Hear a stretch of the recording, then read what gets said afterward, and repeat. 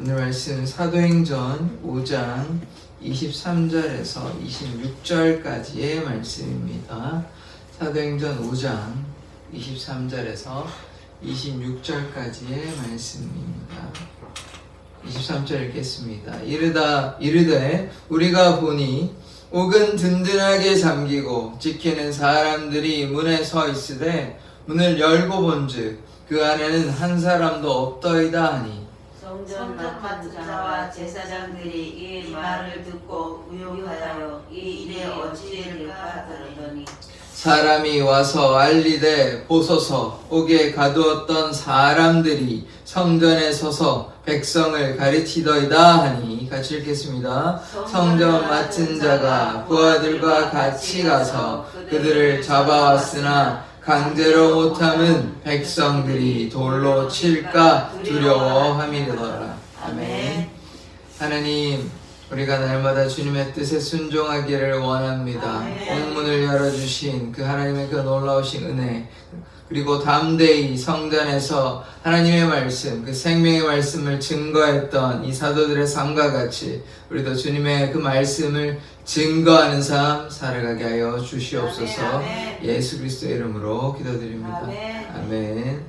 이 사도들이 복음을 증거하다가 옥에 갇혔습니다. 근데 어제 보셨지만 주의 천사, 주의 사자들을 보내서 그들을 풀어주었습니다. 그래서 무엇을 했습니까? 새벽에 나가서 생명의 그 말씀을 증거하였습니다. 이들이 좀 피곤했을 수 있지만 육신의 피곤함을 개의치 아니하고 하나님의 그 말씀에 순종하여 어디든지 하나님의 말씀하시는 대로 따라갔던 모습들을 우리가 보았습니다. 오늘 23절의 말씀을 보면 이르되 우리가 보니 옥은 든든하게 잠기고 옥이 잠겨 있습니다. 옥문을 열어줬는데 다시 이렇게 잠궜나 봅니다. 그리고 지키는 사람들이 문 앞에 서 있으되 문을 열고 본즉 그 안에는 한 사람도 없더이다 하니, 자, 이 대제사장과 이 앞에 이 지도자들이 이제 사람들을 보냈습니다. 부하들을 보내서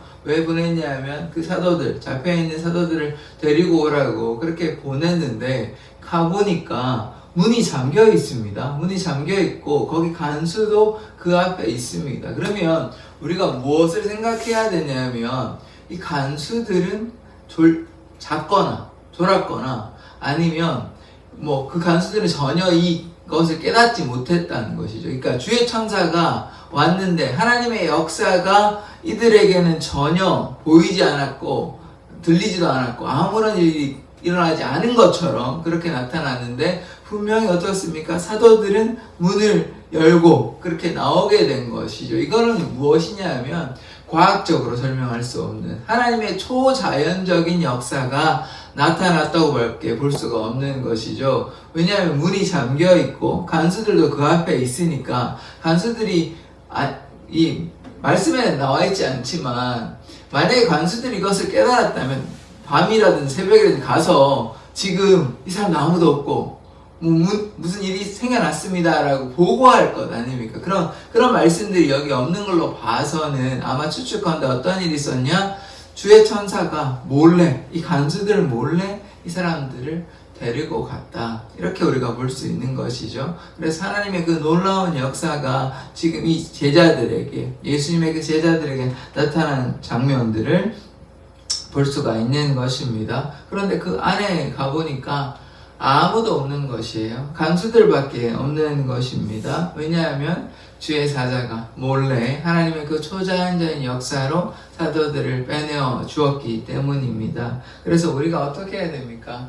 하나님만 온전히 신뢰해야 하는 것입니다. 하나님의 복음을 증거할 때 어려움이 있습니다. 이들이 계속 형통케 되어가지고 성전에서 매일 그냥 복음만 증거했다. 이런 말씀이 되어 있는 것이 아니라 복음을 증거하니까 예수를 핍박했던 대제사장, 장로, 서기관, 바리새인, 사두개인들이 누구를 지금 이제 핍박하려고 합니까? 예수의 그 제자들을 핍박하려고 하고 가두었지 않습니까? 그 전에도 또 가두었거든요. 지금 처음 가둔 게 아닙니다. 그 이틀 동안 이제 밤이라 가지고 가두고 풀어주고 지금 또 가두었지 않습니까? 그러니까 계속 가두는 것이에요. 그러니까 고통이 있고 아픔이 있습니다. 그럼에도 불구하고 노임을 받자마자 새벽에 나가서 복음을 증거한 것이죠. 그래서 하나님을 믿는 자들에게도 우리가 복음을 증거할 때 때로 어려움이 있을 수 있습니다. 그러나 우리의 길을 누가 인도해 주십니까? 누가 함께 하십니까?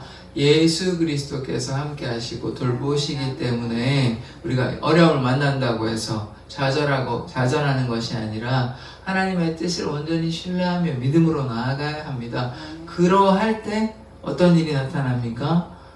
하나님께서 역사하시는 것입니다. 어려운 가운데서 좌절하면 낙심하면 아무런 일이 나타나지 않을 수 있습니다. 그러나 하나님을 온전히 신뢰함으로 하나님께 나아갈 때 어려움이 나타났음에도 불구하고 좌절하지 아니하고 계속해서 살 때, 옥에 갇혔을 때, 그때 처음에 한번 풀어졌을 때, 이제 우리 또 죽이려나 보다. 이제 조심하자, 도망가자. 이러지 아니하고 계속해서 지금 하잖아요. 그래서 또 옥에 갇혔잖아요. 그러면 전에는 뭐 천사가 풀어준다 이런 말은 없습니다. 그러면 내일 풀리나 보다 이렇게 생각하겠죠. 그런데 모르겠습니다. 하나님께서 어떻게 다른 말씀을 주셨는지는 알 수가 없으나 주의 천사가 나타나서 그 문제를 해결하여 주는 것입니다. 그래서 우리에게도 때로 복음을 증거할 때, 신앙생활할 때 어려움이 있는데 거기에서 어려움이 있으니까 이제 안 되겠다 낙심하는 것이 아니라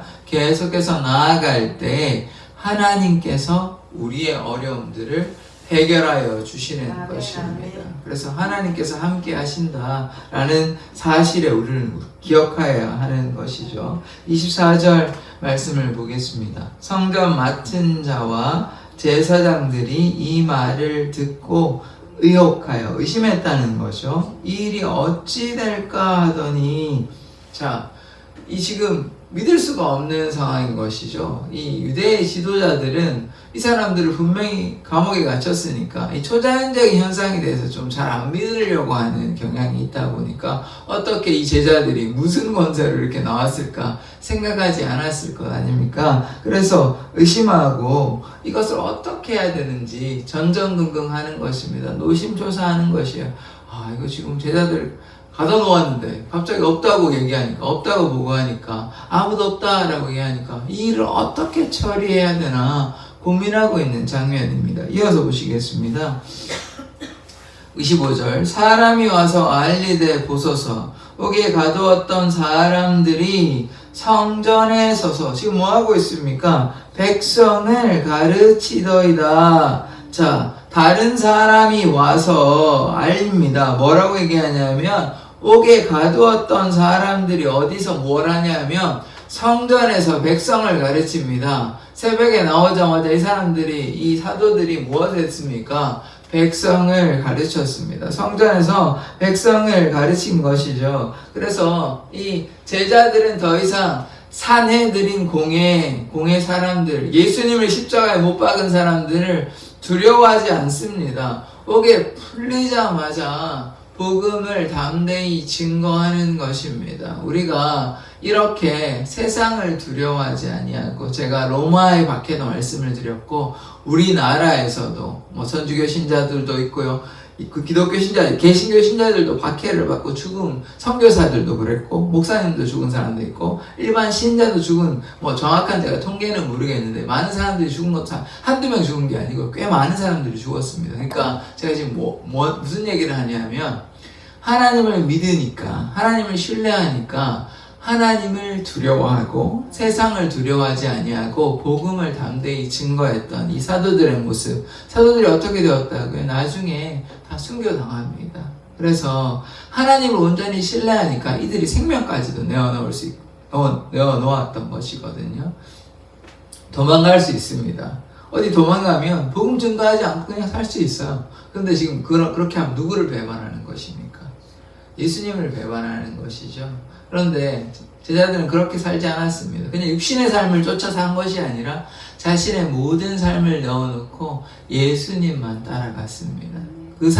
그들의 삶이 로마의 박해 가운데 순교했던 많은 기독교인의 삶이고 우리나라 가운데서도 예수님을 향해서 믿음으로 나아갔던 목사님들 또 선교사님들 이런 사람들이 있었습니다. 뭐 언더우드 선교사님들이라든지 이런 분들, 토마스 선교 이분들이 다 순교했던 분들이거든요. 예수님의 그 복음을 증거하기 위해서 배 타고 오시다가 돌아가시기도 하고 그렇게 또 일제의 핍박 가운데 신사참배 그 뭐 귀신한테 절하라 그러는데 안타깝게도 그런 역사를 제가 말씀드렸지 않습니까? 한국의 많은 교회들이 안타깝게도 신사참배했습니다. 소수만은 제외하고 이렇게 뭐 대다수가 신사참배 안 한 게 아니라 대다수가 했고 그러니까 우상에게 절한 것이죠. 그 안타까운 기독교의 역사가 있다고요. 그러니까 그럼에도 불구하고 그 중에서 많은 사람들은 아니지만 소수이긴 하지만 그 일부는 신사참배에서 주기철 목사님 이런 분들은 신사참배 안 했습니다. 그래서 돌아가신 것이죠. 그렇게 지금 제가 무슨 얘기 하냐면 우리도 이 세상 가운데서 무슨 예수를 전하냐 예수가 뭐가 있냐 거짓말이다 이러면도 이렇게 말하잖아요. 또 막 욕하잖아요. 기독교 막 욕하는데 그때에도 우리는 어떻게 해야 됩니까? 그러면 기독교가 아닌가 보다 거짓말인가 보다 뭐 세상 사람들이 욕하니까 우리는 가만히 있어야 되겠다 이렇게 하면 안 되는 것이죠. 우리가 어떠한 상황 속에도 예수님을 증거하는 삶을 살아야 되는 것입니다. 때로 우리에게 고통이 있고 고난이 있잖아요. 제자들도 고난이 있을 때에도 좌절하지 아니하고 예수님을 증거하면 어떻게 됩니까? 영생의 삶을 누리고 하나님께서 우리의 선한 행위대로 갚아주시는 것입니다. 이게 제가 뭐 단언할 수는 없는데 저희가 믿기로는 천국에는 차이가 등급의 차이가 좀 있다라고 저는 생각을 하는데 뭐 제가 단언할 수는 없습니다. 이게 좀 논란의 소지가 있기 때문에. 근데 두 가지의 부류가 있습니다. 천국에 무슨 상급의 차이가 있냐, 다 똑같지, 천국 가는 게 그만이지 무슨 상급의 차이냐 이렇게 보는 견해가 하나 있고요. 다른 견해는 선한 행위대로 갚아주신다 했기 때문에 차이가 있다 이렇게 보는 견해가 있습니다. 저는 좀 차이가 있다는 견해를 지지하는데 제가 이걸 뭐 너무 강조할 수는 없고 그냥 제가 이렇게 개인적으로 믿고 있는 것이다. 이걸 뭐 강요할 수는 없는 것 같습니다. 그런데 제가 무슨 말씀을 드리려고 하냐면 상급의 차이가 있든 말든 어쨌든 간에 우리가 천국 가야 되는 것 아닙니까? 근데 예수님을 배반하면 가룟 유다와 같이 배반하면 우리 천국 못 들어갑니다. 이 세상에서 예수님을 부끄러워하면 예수님도 우리를 부끄러워하시는 거예요. 그러면 우리가 하나님 앞에 부끄러움 당하면 결국 천국 못 가고 다른 데 가겠죠. 그러니까 어떤 역경과 고난과 아픔이 있다 할지라도 우리가 예수님을 배반하면 안 됩니다. 왜냐하면 우리가 잘 생각해 보십시오. 이 땅의 삶이 영원하지 않아요. 이 땅의 삶이 영원하다면 예수님 배반하고 여기서 영원히 살면 됩니다. 그러나 그런 게 아니라 이 땅에 우리가 80일 살고 100살 살고 언젠가 돌아가는데 그 죽음 이후의 삶이 분명히 있고 그 죽음의 영생의 삶이 있는데 우리가 여기서 예수님을 배반하고 예수님의 말씀에 불순종한다면 영생을 누릴 수 없는 것입니다. 그러면 무엇을 택하시겠습니까? 영생의 삶을 택하시겠습니까? 아니면 영벌을 택하시겠습니까? 우리가 잘 생각해 보아야 됩니다. 제자들이 아무런 생각 없이 그냥 예수님이 좋아서, 물론 예수님을 좋아하죠. 예수님만 좋아서 했겠습니까? 아니죠. 예수님을 너무나 사랑하지만 그 위에 영생을 또 누리고자 하는 것입니다. 예수님을 사랑하기 때문에 영생을 누리는 것이지만 그래서 영생에 대한 소망도 있었던 것이죠. 제자들이 그것을 몰랐던 것이 아닙니다. 우리도 하나님을 사랑함으로 영생을 누리는 것입니다. 그런 하나님을 사랑하지 않으면 우리에겐 영생이 없는 것이죠. 죄된 인간이 그저 죄에 대한 대가를 치르는 것입니다. 그래서 우리가 예수 그리스도를 믿고 예수 그리스도를 배반하지 아니하고 예수를 담대히 증거하는 삶 살아가기를 원합니다. 26절의 말씀을 보겠습니다. 성전 맡은 자가 부하들과 같이 가서 그들을 잡아왔으나 강제로 못함은 백성들이 돌로 칠까 두려워함이더라. 이제 주의 천사들이 이제 풀어줬습니다. 이 사도들의 입장에서 한번 생각해 보십시다.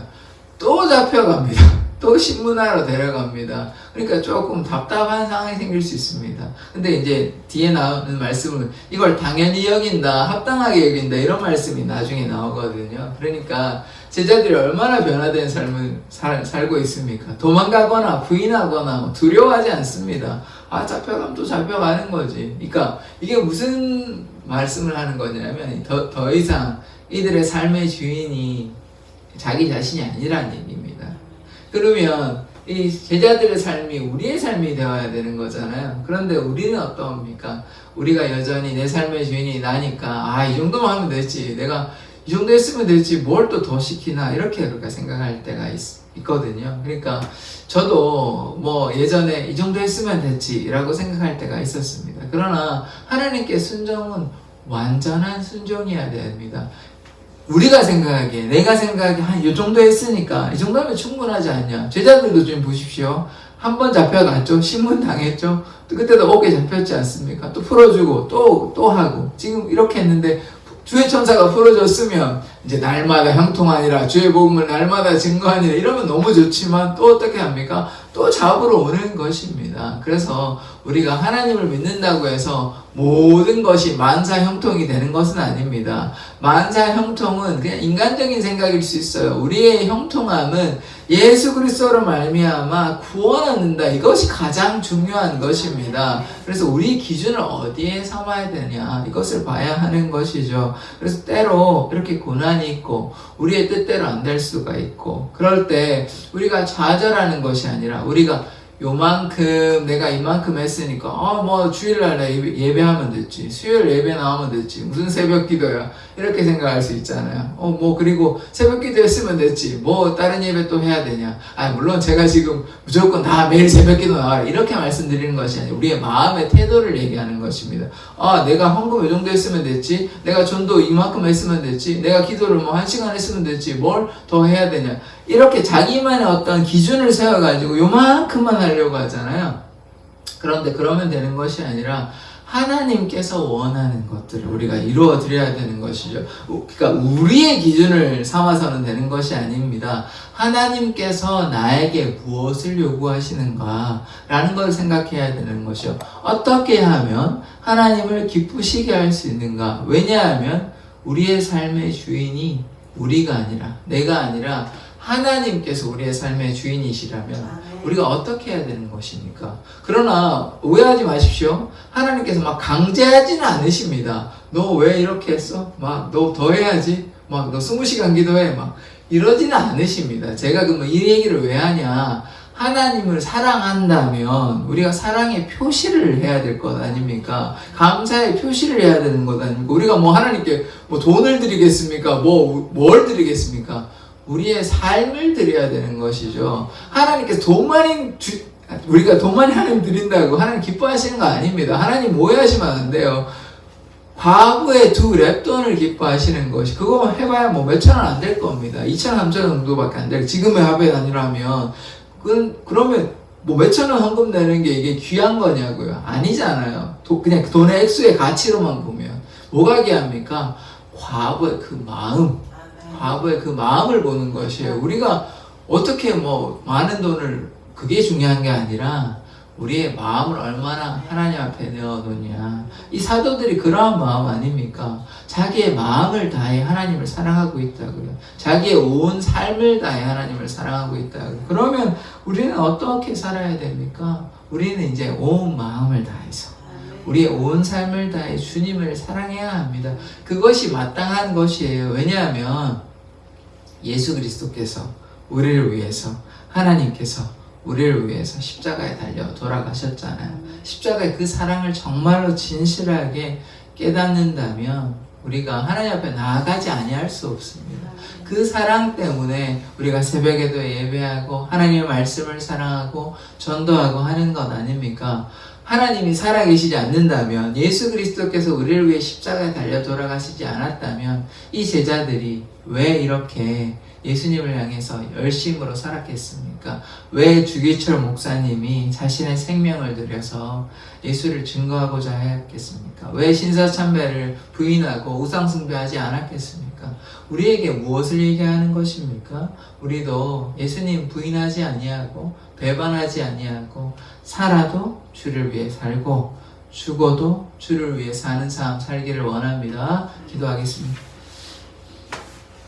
하나님, 우리가 주님만 향해 믿음으로 나아가는 자 되기를 원합니다. 주님을 배반하지 아니하며 어떠한 상황 가운데서도 주님만 높여드리며 주님만 자랑하는 자 되게 하여 주시옵소서. 우리의 삶의 주인 되신 예수 그리스도만 믿고 신뢰하는 삶 살아가기를 원합니다. 예수 그리스도의 이름으로 기도드립니다. 아멘. 주기도문으로